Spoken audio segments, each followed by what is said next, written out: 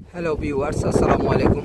আপনারা দেখতেছেন একটি বালু ভর্তি বলগেট।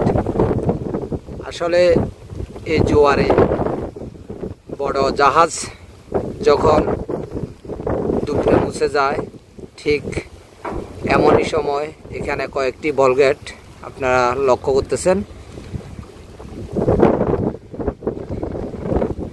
তাদের অবস্থাটা দেখেন। যে জায়গায় বড় জাহাজগুলা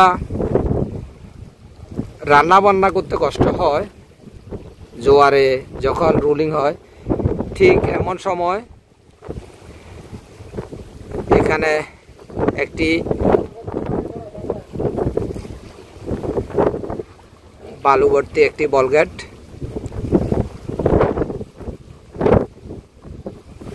নিচ থেকে বালু উত্তোলন করে, ভরাট করে কর্ণফুলী দিকে যাবে। এই জন্য এখানে এখনো পর্যন্ত এই যে দেখেন আপনারা কি অবস্থা।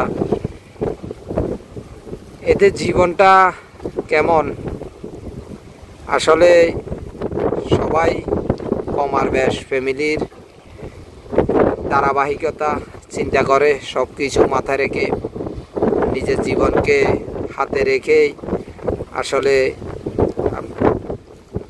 জীবন জীবিকার জন্য, ফ্যামিলির অর্থ গোছানোর জন্য পুরুষ কিভাবে কষ্ট না করে।